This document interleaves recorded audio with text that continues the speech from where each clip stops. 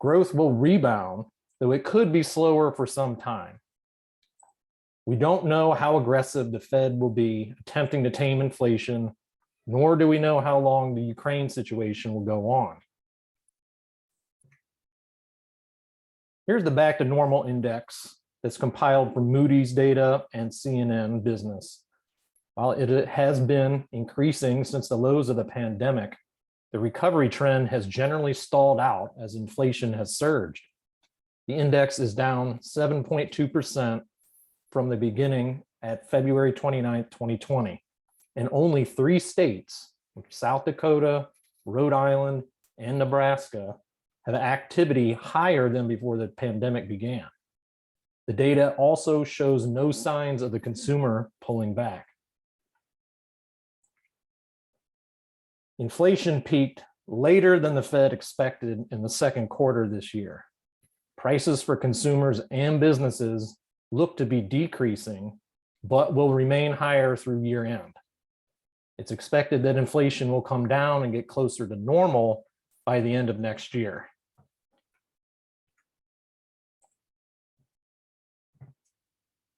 Having a look at oil and gas movements, you can see on the far right, both the WTI, West Texas Intermediate, and the average unleaded per gallon gas price have come down recently. It's only come down 9% in August to $3.83. It's up quite a bit. However, since the June peak, it's down about 25%.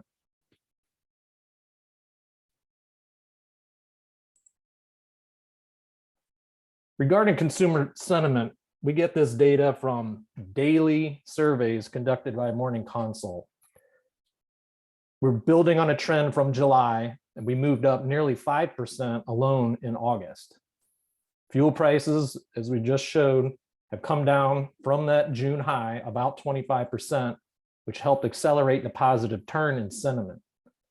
The lingering fears regarding Ukraine and other inflation concerns remain, but this trend in sentiment looks to have moved those to the side, at least for now.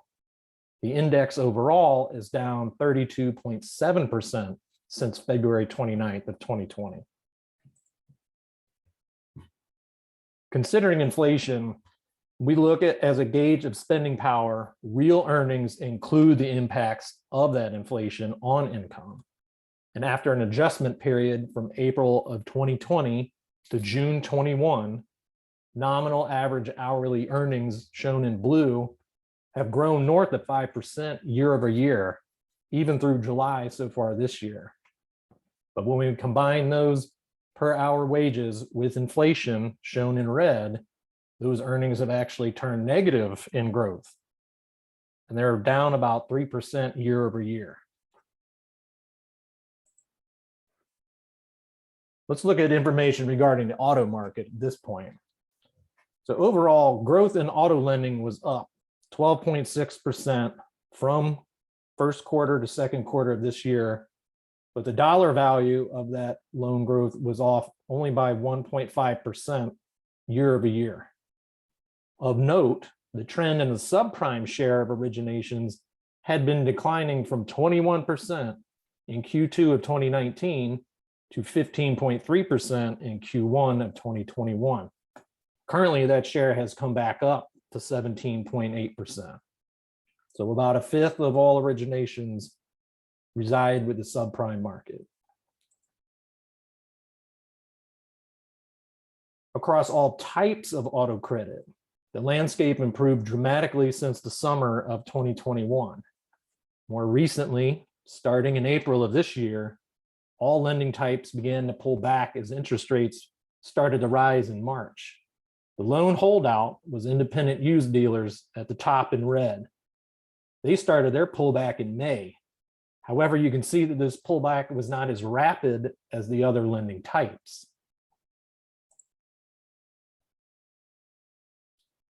When looking at the same pool of data and by the lender, a similar picture unfolds. The more conservative lenders started to pull back in April. Notice the peaks of the lower 3 lines, with the credit unions actually starting in March, that green line. Finance companies, on the other hand, didn't really start until June of this year.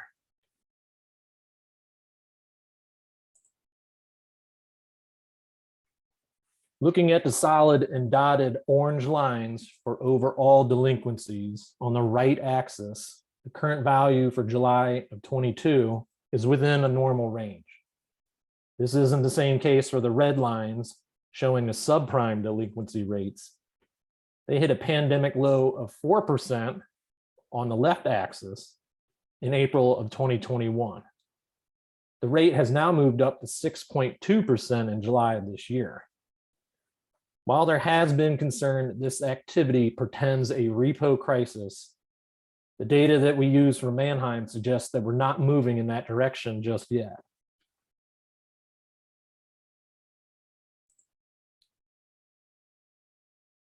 But after the Fed began raising rates in March, all the rates saw an acceleration upward. Since the summer, though, auto loans increased more than either the 10-year Treasury or the 30-year mortgage. While the latter two have flattened a bit since June, all the auto rates kept rising. So in orange, at the very bottom is the 10-year Treasury, that blue line. Just above it, that's your 30-year mortgage. And you can see they simply flattened out. The remaining auto loans of different types all continued to accelerate. And again, since the summer, they've outpaced housing, mortgage rates, and the 10-year Treasury.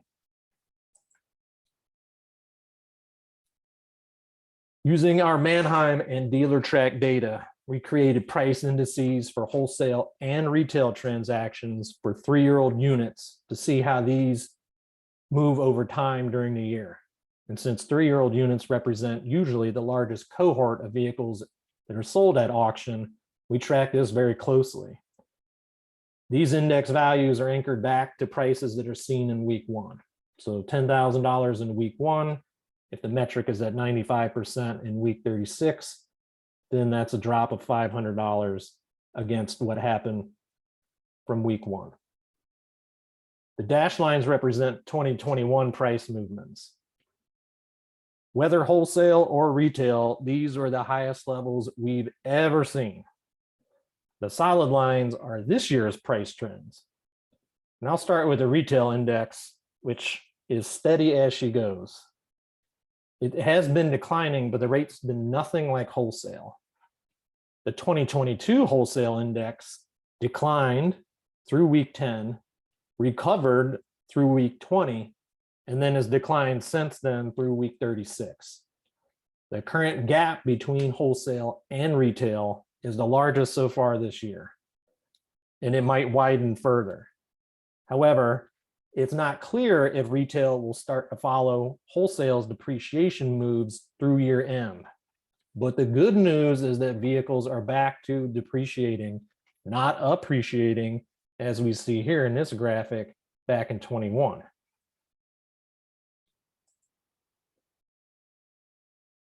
Considering all the vehicles that were sold at auction, except for units that have really extreme mileage or price on them, our most recent index for August was off by 4% to 210.8.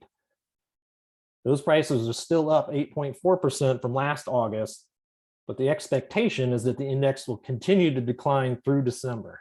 Again, vehicles are back to depreciating at auction. On an absolute basis, not including seasonal adjustments, the index has declined 5% from January through August. And again, the depreciation is normal for the vehicle market in general. This is what we like to see. When we cut the Manheim index a little bit further, we can see how various segments stack up against the overall figure shown on the left. Our usual suspects are highlighted at the top: compacts, midsize, and vans, as they have maintained more strength relative to the other segments when looking at the index overall.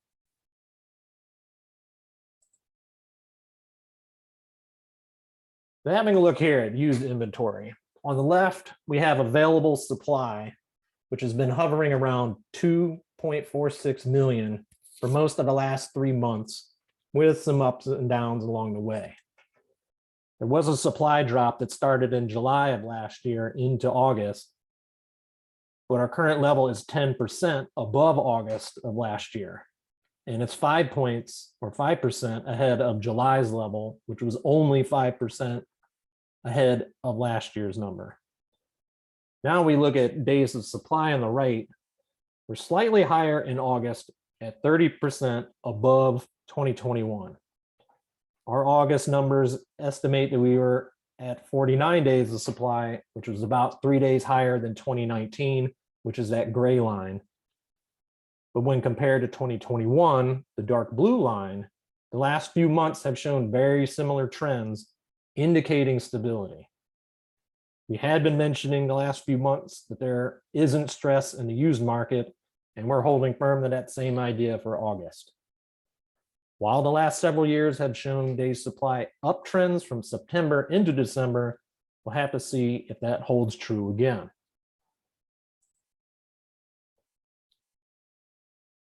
In our used outlook, we're expecting a 2022 total used sales of 36.3 million, with retail contributing 19.1 million of that total. And while the market has been slower this year, it's simply in a lower gear.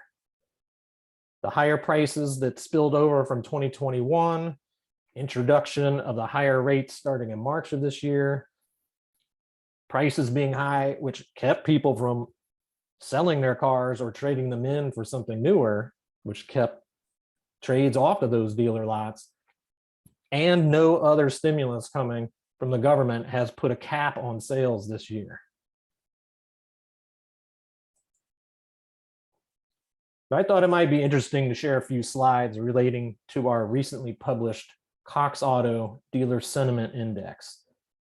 The first question's results are shown here. And since the peak in Q2 of 2021, the trend has decidedly been down. And this is how do you describe the market for vehicles in the areas where you operate. So this is aggregated. So what happens in the Southeast won't ever be the same as what's happening in the Northwest. But in aggregate, these are the values that are shown.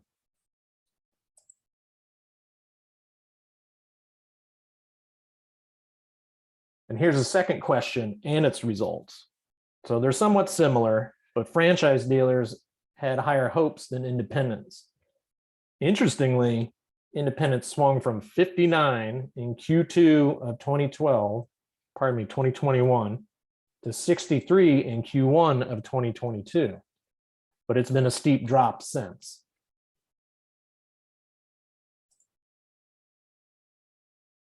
Overall, the top 3 things dealers said were limiting their business were quite intertwined: limited inventory, overall economic conditions, and general market conditions where they operate.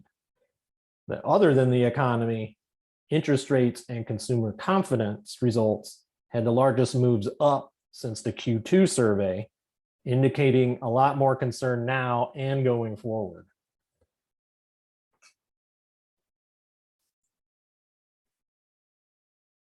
So on this final slide, we have our current forecast through year end with new sales along the top. That includes both retail and fleet. In the middle, we're looking at lease volume, penetration rate, and CPO sales per used. And the bottom starts with total used, followed by the retail number, and finally where we think the Manheim Index will finish in December of this year versus December of 2021.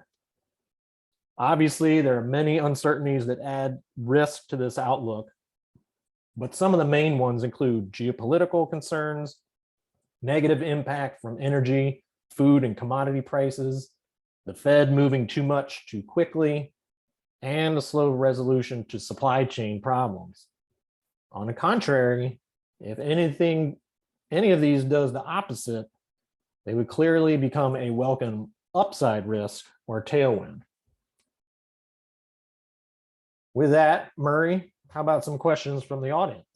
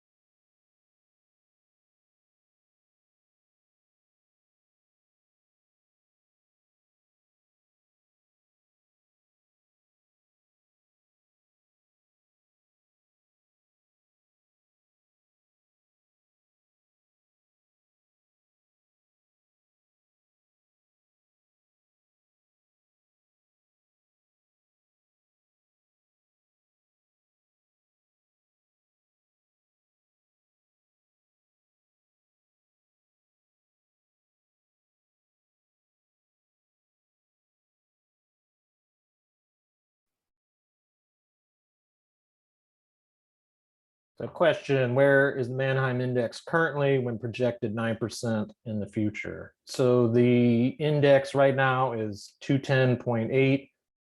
The end of year number was 234.6, I believe. So 9% off of that is approximately, give me just a moment.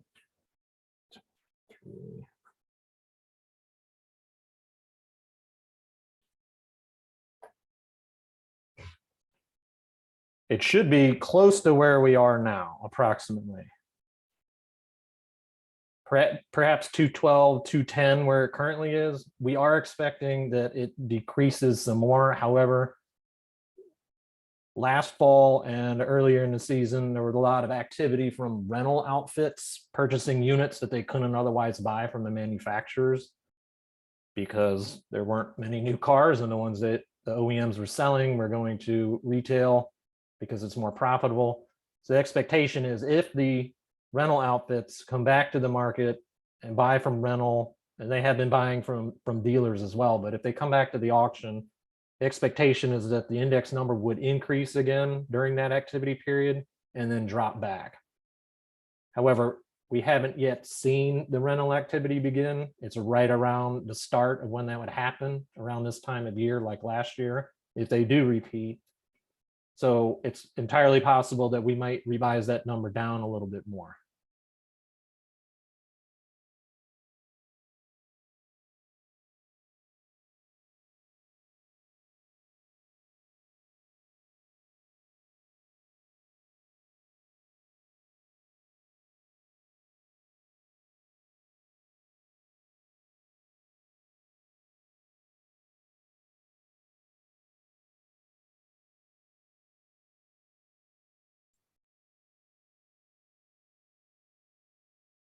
Manufacturing projections, that's a good question.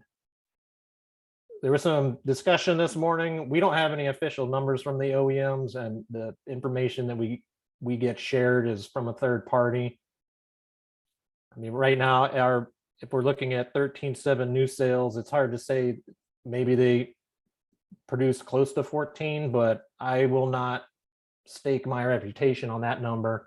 It's possible that it might even need to come down for the SAR. So it's anybody's guess at this moment, but I would say above 10 million, maybe below 15, somewhere in between there. And I know that those yardsticks are quite wide, but we just don't have projection numbers that the OEMs actually share. And especially right now, it's become more difficult because they're more interested in tracking how many orders they get for certain vehicles and not really sharing how much they're going to have their factories operating in order to produce output. So it is a good question. It's just very difficult to tell right now.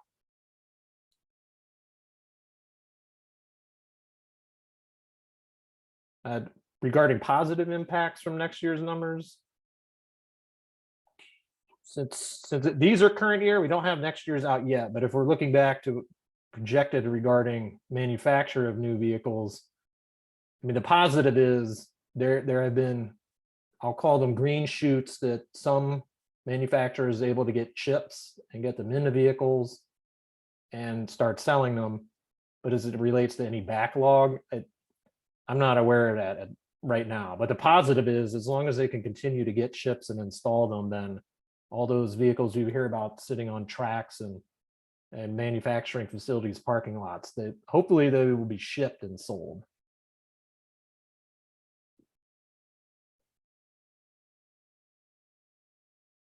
Pre-pandemic production, not terribly sure about that, but the average for the previous 10 years prior to pandemic was about 16.8 million sales per year, and that included retail and fleet combined and into lease. So it's likely that it was a little bit higher than that, given the fact that there was inventory after manufacturing changeovers and any remaining inventory being sold through the beginning of the year, such as your 21s being sold in 2022. So it's 16.8, maybe closer to 18. I'll make a note of this so I have hopefully some better information next time.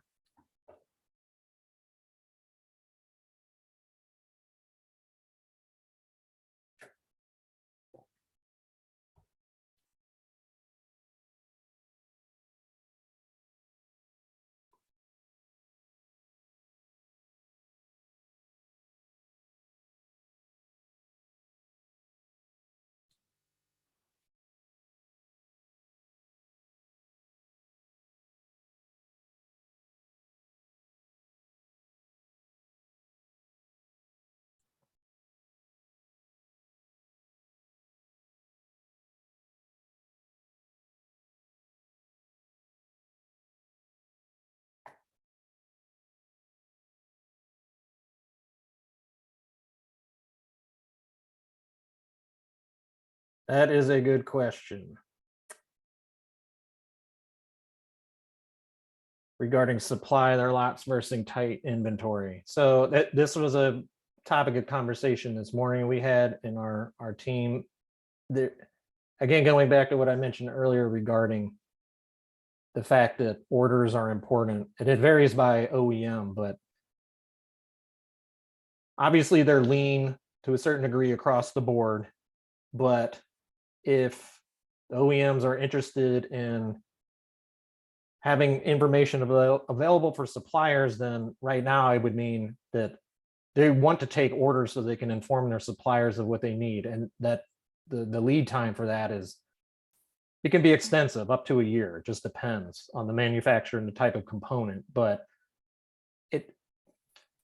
I don't really have any insight to that. I wish I could provide a better answer, but it depends on the type of vehicle and what the OEM's decisions are. I mean, you could see at the auto show this week, they were touting a lot of, call it the last stand of internal combustion engine vehicles, like that 8th generation Ford Mustang. But the next thing you know, they're also wanting to get orders for a lot of the electric vehicles, like their F-150 Lightning and the Mach-E. So the ramp up to produce kind of on a, call it on demand type situation, rather than just manufacture cars and ship them to dealers. It's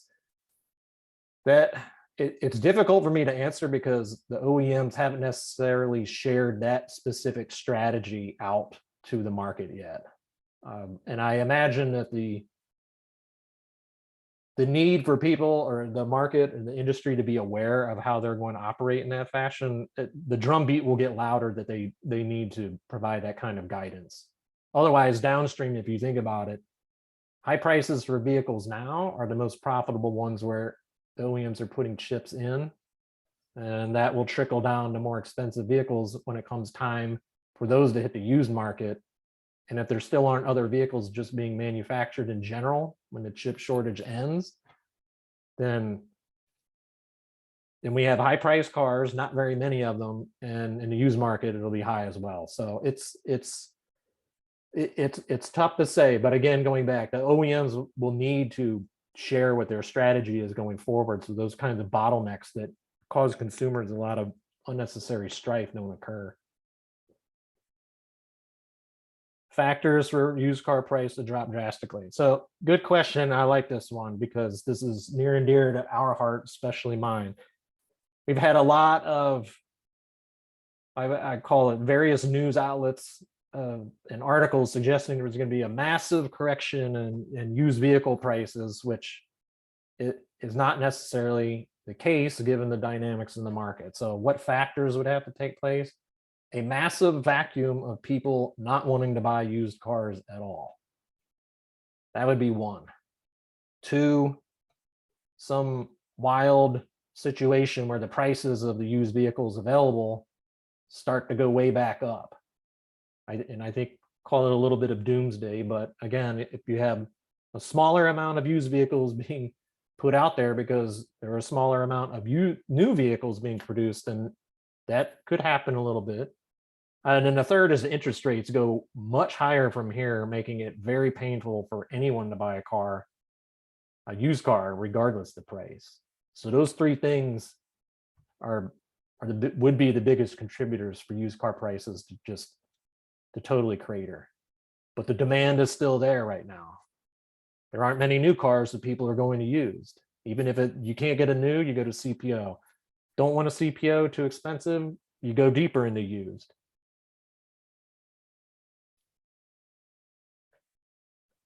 Well, I appreciate the time. Hope everybody got some good information out of it. If you need any other information from us, be sure to check the newsroom at Cox Auto. Thanks a lot and have a great one.